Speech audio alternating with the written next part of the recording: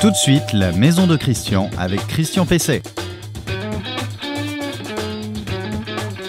Eh bien, bonjour, bienvenue dans la maison de Christian, votre émission vidéo ou podcast pour le son à ce moment-là, pour aménager, équiper, rénover, transformer votre maison et l'équiper notamment sur le plan énergétique.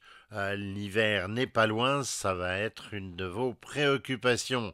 Et bienvenue donc dans cette émission qui traite de votre appartement ou de votre maison individuelle. Alors vous la retrouverez cette émission comme d'habitude à partir du samedi matin sur le site reno-info-maison.com sur lequel vous pouvez aussi retrouver les 122 épisodes déjà tournés de la maison de Christian et puis sur la page Facebook dédiée sur LinkedIn qui est une plateforme plus professionnelle et puis vous la retrouverez aussi sur une chaîne YouTube spécifique à l'émission. Alors, dans l'émission de ce jour, dans cet épisode, je vais répondre d'abord à la question de Jean-Marc qui me demande comment blanchir les murs à la chaux de sa cave. Mon coup de cœur sera pour un produit, ce produit de la semaine, ça sera un seau à compost de cuisine qui est de chez MV Industrie, une boîte française, ça mérite toujours d'être souligné. Mais tout de suite, nous allons parler du mois du chauffage avec Romain Ruyard, un habitué de cette émission. L'invité de Christian Pesset. Romain Ruyard, bonjour, vous êtes directeur général d'Habitat Plus et de PG. Vous pouvez nous expliquer, même si vous l'avez déjà fait dans cette émission, vous pouvez nous expliquer ce que sont Habitat Plus et PG ? Habitat Plus est le gestionnaire du dispositif qualité des professionnels du gaz en lien avec les organismes de contrôle qui sont Caligaz Evonia, DECRA et Coprodit. Et l'association PG a pour objectif d'apporter du contact, du business et éclairer les professionnels du gaz au quotidien. En fait, pour être précis, c'est plutôt la rentrée du chauffage et du chauffage gaz, le renchérissement du gaz, on en a beaucoup parlé, il y a même eu un temps une menace de restriction dans l'approvisionnement. Est-ce que tout cela a eu un impact sur votre secteur ? Le secteur, en effet, aujourd'hui est impacté, mais pas par ces deux paramètres dont vous venez de parler, Christian, puisque, je le rappelle, aujourd'hui, l'hiver dernier, les gaziers ont su faire preuve d'efficacité pour faire en sorte de passer de 17% de gaz russe à moins de 5% et à faire en sorte de remplir à leur maximum les stockages souterrains qui permettent évidemment un stockage tampon de la consommation de gaz en France et surtout assurer les besoins de chauffage et d'eau chaude sanitaire des Français. Et le prix, même si en effet il s'est envolé à l'été 2022, il faut le savoir, aujourd'hui les cours du gaz sont revenus à des niveaux avant la guerre en Ukraine et équivalents à ce qui se passait durant le Covid. Donc les prix ont bien baissé. Cependant, en effet, je le disais, le contexte est compliqué, notamment par les annonces d'Elisabeth Borne qui ont été faites en juin, qui en effet ont fait mal à la filière tout entière. Madame Borne, il y a quelques jours, a parlé de la possible interdiction des chaudières, et puis on n'en entend plus beaucoup parler, des chaudières gaz, évidemment. Vous pouvez nous dire où on en est ? Aujourd'hui, une forte mobilisation de la filière, de la part notamment des organisations professionnelles, a permis d'expliquer au gouvernement que c'était une fausse bonne idée. Voilà, cette interdiction de chaudière. Et à ce jour, au moment où nous parlons, nous avons tout de même de bons signaux de la part du gouvernement qui ne mettra pas en œuvre cette interdiction de la chaudière gaz et la filière tout entière est soulagée par cette annonce. Alors l'opération là, c'est l'opération en fait rentrée du gaz. Est-ce que vous pouvez nous en parler, nous dire si ça va avoir une une ampleur nouvelle. J'ai vu qu'il y avait des offres qui allaient durer près de 2 mois.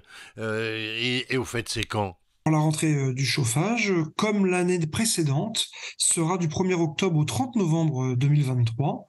Donc 2 mois pour pouvoir faire des affaires, vous, clients particuliers, auprès des professionnels du gaz. L'opération de la rentrée du chauffage consiste à ce que des professionnels proposent des offres à des clients en compilant les offres des partenaires fabricants, qui soient fabricants de pompes à chaleur hybrides, chaudières THPE, régulation, mais aussi thermostat, soit compilés aussi à l'offre des professionnels du gaz eux-mêmes.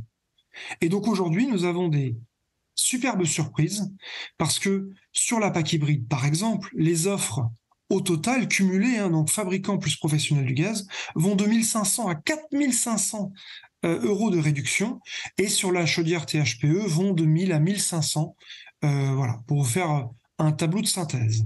Quelle est la différence entre le mois du chauffage qui a eu lieu, je crois, en avril et cette rentrée du chauffage? Alors, le mois du chauffage a bien marché. Nous avons eu plus de 2000 professionnels du gaz qui se sont inscrits dans cette démarche. Et en effet, les retours que nous avons de la filière sont bons. Les affaires ont été au rendez-vous. Et donc, je remercie en tout cas les clients qui ont poussé la porte des professionnels du gaz, partenaires de l'opération, durant cette période. Est-ce que vous pouvez nous donner quelques exemples d'offres particulièrement intéressantes pendant cette période de promotion? Donc, les offres particulièrement intéressantes sont de type pompe à chaleur hybride, chaudière THPE, régulation, mais aussi émetteurs de chaleur, comme les poêles et les inserts. Et donc voilà, tous ces matériels sont aujourd'hui à prix réduit, tant par les offres des fabricants que les offres des professionnels du gaz. C'est le moment de faire des affaires.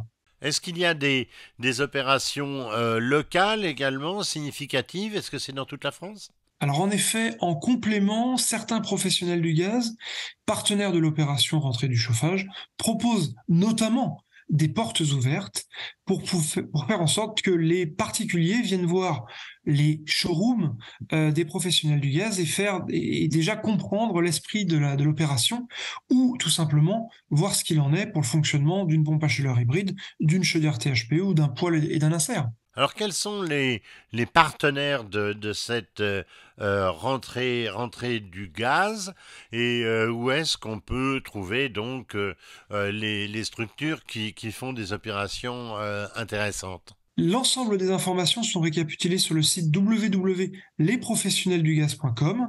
Vous y retrouverez les partenaires déjà présents dans l'opération, mais aussi sur le site où, quand vous tapez votre adresse postale, vous y trouverez notamment l'ensemble des partenaires et les offres qu'ils font à un instant T durant la rentrée du chauffage, de manière très précise. Et donc, je vous invite réellement, vos clients, à aller vous connecter au site www.lesprofessionnelsdugaz.com et utiliser la carte ad hoc. Alors j'imagine que les distributeurs et les fabricants eux-mêmes vous accompagnent. Quels sont-ils? Les partenaires, ils sont nombreux. Il y a notamment notre partenaire historique, GRDF, donc distributeur de gaz le plus répandu en France, mais aussi l'ensemble des propaniers, Antargaz, Butagaz, Primagaz, Vitogaz. Et ensuite, et je ne les citerai pas par marque, sinon ça prendrait trop de temps, mais l'ensemble des fabricants PAC hybride, chaudière THPE, régulateurs, poêle et insert et émissions. Alors, votre cheval de bataille depuis un moment, c'est bien la PAC hybride. Vous pouvez nous rappeler en quelques mots ce que c'est? C'est le couplage d'une chaudière très haute performance énergétique, c'est la chaudière à condensation, et d'une petite pompe à chaleur qui permet de créer une pompe à chaleur hybride. Je dis bien petite pompe à chaleur car le prix du matériel est fonction notamment de la puissance de la pompe à chaleur, et donc aujourd'hui à l'association PG, mais aussi dans l'ensemble de la filière gaz, nous dimensionnons la pompe à chaleur hybride, la PAC, entre 4 et 8 kilowatts maximum, ce qui fait que là, l'investissement au global est le plus maîtrisé possible par rapport à des pompes à chaleur seules, qui seraient forcément de puissance beaucoup plus élevée pour pouvoir assurer les besoins en eau chaude et en chauffage des clients. Et alors, est-ce qu'il y a encore des aides pour le chauffage gaz dans cette période de restriction? En ce qui concerne les aides type C2E existent toujours.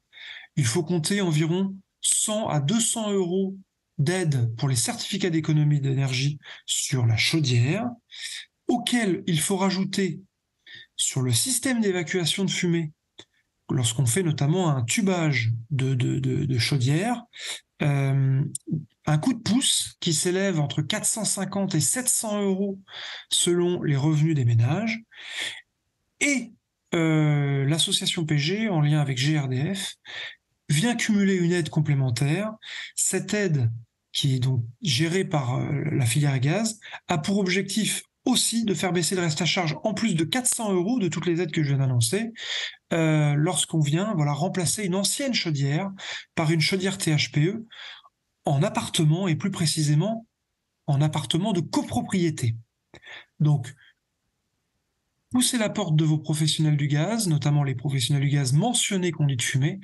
Ils pourront vous préciser cette offre spécifique gérée par la filière gaz. En ce qui concerne la PAC hybride, elle est très différente des offres sur la chaudière THPE, la PAC hybride, excusez-moi, possède les mêmes aides qu'une PAC seule. Ainsi, évidemment, on y trouve MaPrimeRénov', les C2E, les aides locales, et puis après tout un package d'aides dans lequel la PAC hybride est intégrée au même titre que la PAC. Alors, vous avez un grand partenaire, c'est GRDF. GRDF fait un effort également? GRDF accorde la gratuité du raccordement si, pour le coup, la distance entre le coffret et la tuyauterie gaz est inférieure à 35 mètres. Merci Romain Ruyard. Je rappelle, vous êtes directeur général d'Habitat Plus et de PG professionnel du gaz. Merci et à bientôt. Votre question à Christian Pesset. Alors la question à Christian Pesset du jour, c'est celle de Jean-Marc. Alors je vous la lis comme d'habitude pour être précis. Qu'est-ce qu'il me dit, Jean-Marc? Il me dit: quand j'étais enfant et que je passais mes vacances dans la ferme de mes grands-parents, ils blanchissaient les murs à la chaux pour assainir leur étable.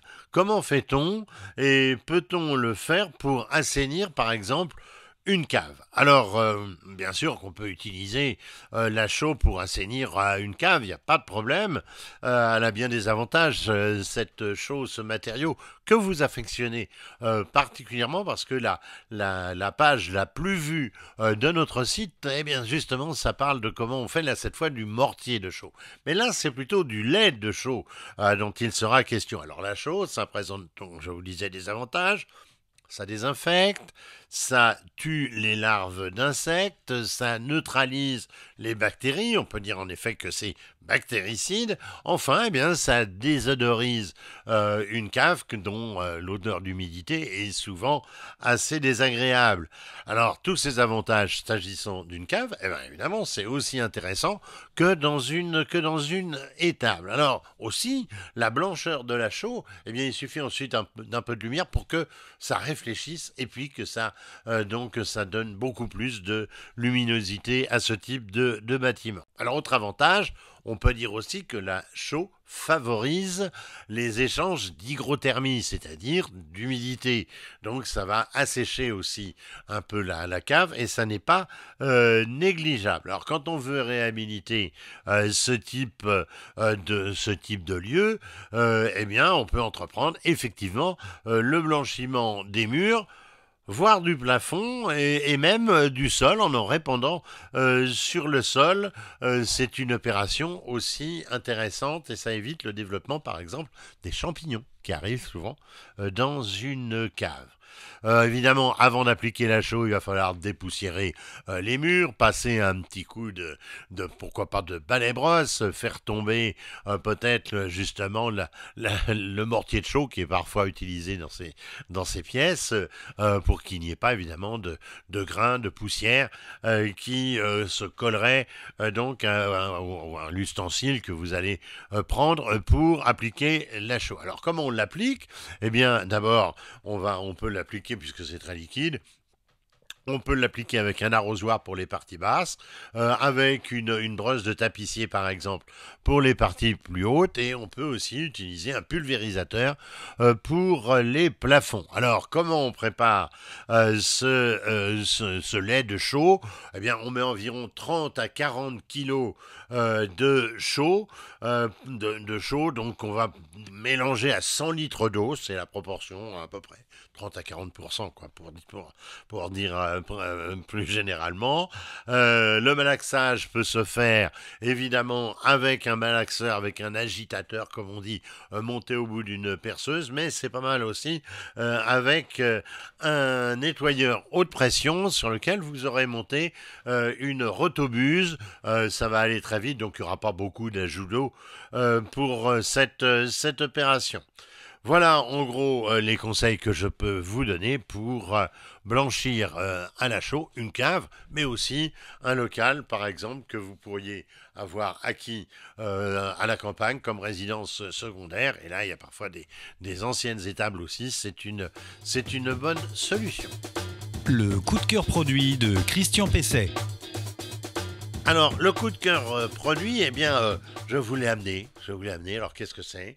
Eh bien, c'est un seau à compost, de cuisine.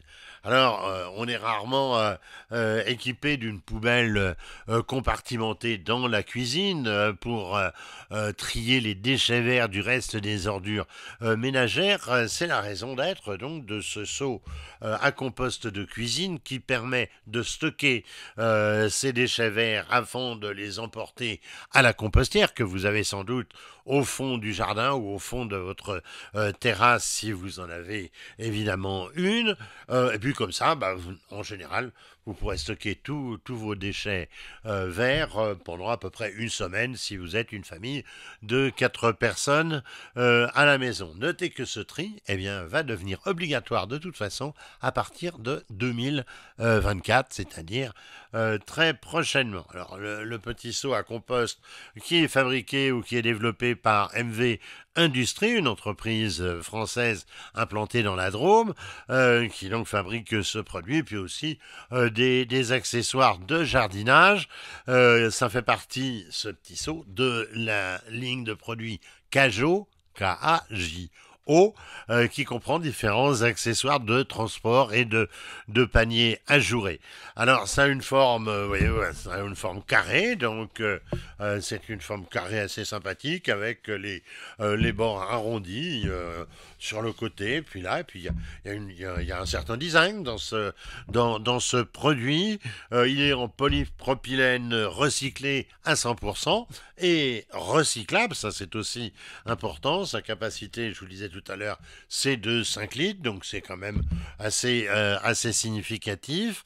Ça permet donc de récupérer vos déchets alimentaires verts, les épluchures de légumes, de fruits, les coquilles d'œufs, ça peut aussi aller dedans. Le marc de café, on se demande toujours si c'est bien de le mettre dans le compost. Eh bien, oui, il n'y a pas de problème. Et donc, ça peut stocker pendant plusieurs jours. Donc, ces déchets, c'est hermétique. Et ça comporte un filtre de charbon actif pour qu'il n'y ait pas de mauvaises odeurs. Donc ces filtres, il faut les changer, je crois, tous les 3 ou 4 mois ou quelque chose comme ça. Donc c'est très c'est sympa, et puis ça peut se transporter facilement. Alors ça va vous éviter évidemment des allers-retours répétés pour aller vers le composteur, et ça participera donc à la production d'un compost de qualité, diversifié. Ça va aller au-delà souvent des seuls déchets de tonte que l'on met donc dans ces bacs à compost, mais qui produit un compost assez pauvre. Là, ça va être beaucoup plus intéressant. Ça se nettoie au lave-vaisselle. Le prix, alors vous en trouverez plein sur Internet, c'est bien distribué. Le prix fabricant, c'est 24,21 €. J'apprécie le 1 euro. Vous le retrouverez sur le site de la marque, le site qui s'inscrit là, www.mvindustrie au singulier.fr. Et encore une fois, vous trouverez des offres, mais souvent un peu plus chères que cette offre qui est celle du moment. Voilà, la maison de Christian, c'est terminé pour cette semaine. Vous pourrez la retrouver évidemment sur notre site internet renoinfomaison.com, sur lequel vous pouvez poser aussi toutes vos questions et retrouver plus de 1700 fiches de conseils. Vous la retrouverez également sur les principales plateformes de podcast, sur LinkedIn, sur notre chaîne YouTube La Maison de Christian et sur la page Facebook de l'émission. Je vous dis à la semaine prochaine.